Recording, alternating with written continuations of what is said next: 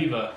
If you're new to what we're doing here is, so we had this, I'll put up a picture of our overland truck. Served its purpose, did really good, but we wanted something a little bigger so we could stand up while it's cold and not have to be outside. Anyways, so I got this 2004 International 4300. I got it on an auction, and I've been looking for some time for a truck kind of like this. And by luck, I got it for 8,500 bucks. I paid like $1,200 to ship it right to my house. It's the interior is really good shape.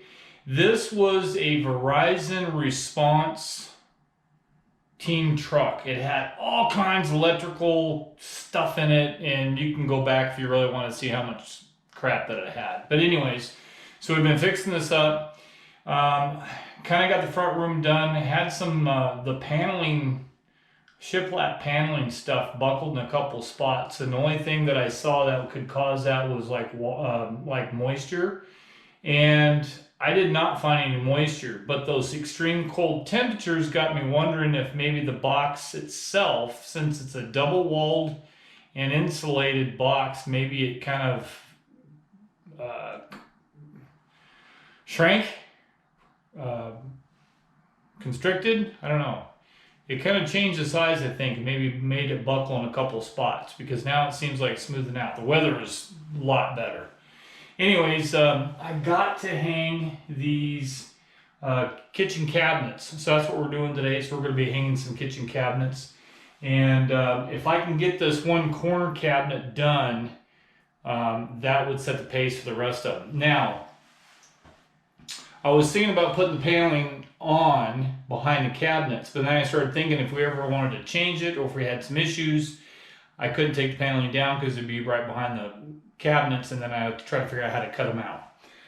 I'm going to put the cabinets directly onto the wall, and then I'll put the paneling wherever those cabinets are not. So anyways, all right, well, let's get going on that.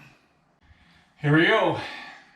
I got the wall. The first wall is going to go up there. I put some stickers on the wall so I can set it up there, get a couple of screws going. Yeah, I'm doing this by myself, so my wife had some like corrective surgery type of thing on her foot.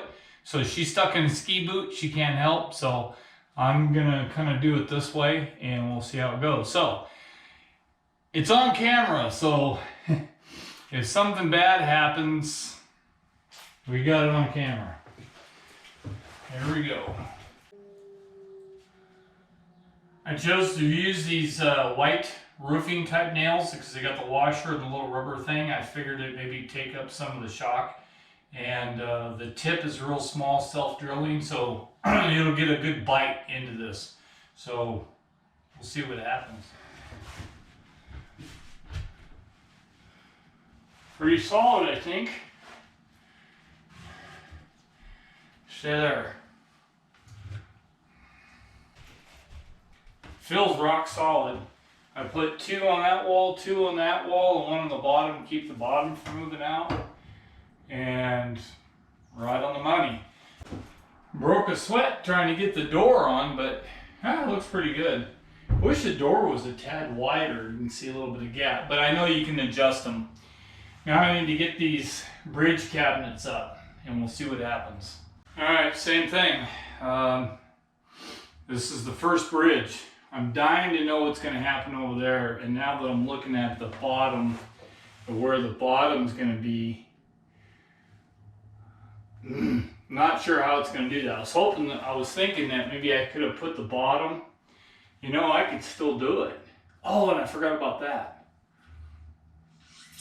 I could still put the bottom of the cabinet right here.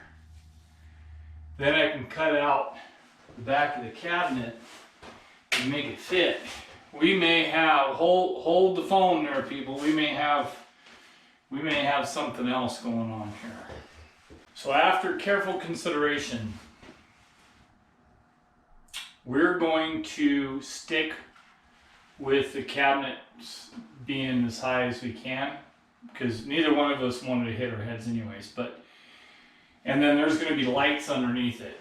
I think when I put this one in, I can notch out the bottom of the cabinet and the back panel, and this will go right over it. May be able to see, because this is slightly tapered, so you might be able to see a little bit of aluminum underneath, but I think that's going to be okay. It's not that huge of a deal. It'll cover this up, and then I'll have to cut this flush to it. This was some kind of vent tube. It went all the way across. I'll cut that flush because I was going to leave that being a vent, and maybe just put some screen or something over it, or just put the cabinet over it. But that one, there's one on that side too, and I'll just put a screen over that one.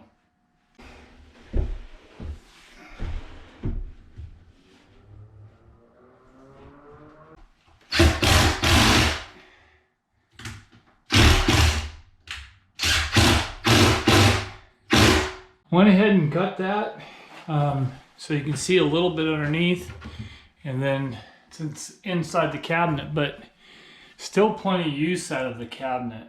So it helps hide the box, but then we still get to keep the cabinet. And okay, so now I got to do a bridge across that one. A little bit of a snag. I went to put the last cabinet in, which is only a 30 inch. This is 36, and then I had enough room for 30. But that right there sticks out a 1/2 of an inch, and it hits the cabinet. But the door is all the way open, and I have all this.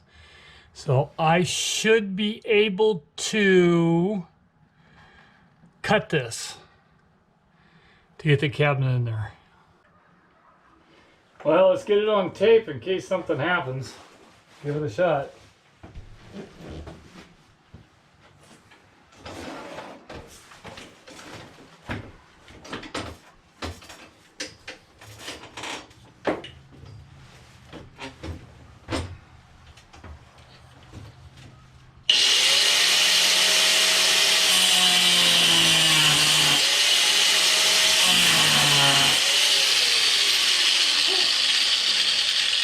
It's hot.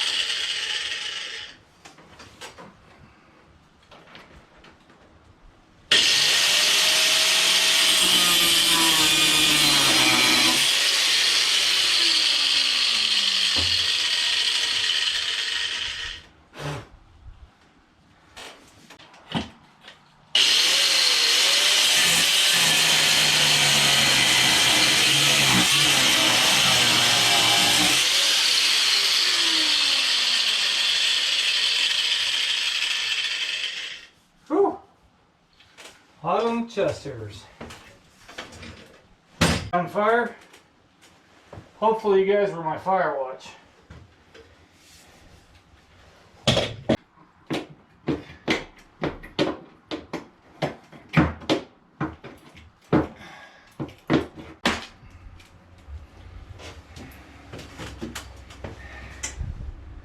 then I'll put a new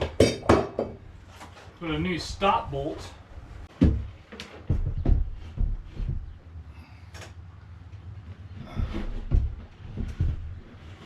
I know you fit. Tape measure doesn't lie.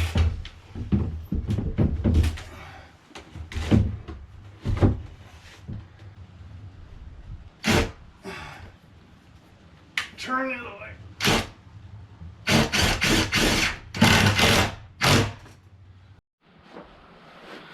So the wall cabinets are done. At least I got the space for the roll-up door, plus get the other wire. I'm going to have some wires that are coming down, and they're going to be underneath here. Those cabinets had to be up a little higher, so that way when I go through the door, I'm not smacking my head on those. And that's done. I do have some bridge cabinets to put on the other side of the wall. So that'll be kind of cool. So, yeah. Anyway, so I'll have to fix some of the other stuff that's on the other side, and I'll put those bridge stuff up, and we'll see what it looks like. Okay, got it all cleaned up. Time to lay the floor in before getting the base cabinets in. Went ahead and threw the flooring down, so got that all done. Left the strip open so that way I can drill the holes for the diesel heater, and the cabinets are going to be covering all that anyways. Yeah, so not too bad. I just got to lock it together. There's a couple spots. Take a hammer and lock it together. Hopefully get the side panel up, but I'm excited about getting the base cabinets in. So one of the deals is the diesel heater. So I'll show you. Well, the wind picked up a little bit. Anyway, so I wanted to get the diesel heater inside this toolbox. And so here's the diesel heater hose that I have the connection on. So I wanted to put the diesel heater in here and then run the vent straight up into the floor behind the cabinet. But you see these two, the row of rivet things? That's where that partition wall is. So that means the kitchen's here and the edge of the toolbox is here. So I'm not gonna have, I can't put a 3.5 inch hole right here because there's a plate there. So that's not gonna work. So I'll have to put a hole through the back and then come over and then up. I don't want to put it right in front of the rear tire. So I'll figure it out. I'll put it back in there somewhere. But and then I can see where I pulled the other cable out. So, boy, that wind's starting to blow. So anyways, yeah, so went ahead and, that's where the diesel heater is gonna go. So speaking of which, if you guys haven't yet done it, hit the share button, the subscribe button, share the video, hit the subscribe button, like the video so that way more people, I like just to share what we're doing. I'm not in it for money and stuff, but just kind of like to share what we're doing and kind of show that it can be done. I've only done the one other vehicle. This is all new. It's a lot of fun. There's a lot of different stuff that you can do, and if you been wanting to do it and just haven't, send it. Right, just get started. That's the way to do it. So anyways, but yeah, I'm gonna have to work on the diesel heater and get the other panel up and stuff. So we'll just keep plugging along. So anyways, if you guys have any questions, comments, or concerns, make sure you leave them down below, and I'll see you next time on Two-Way Wolf.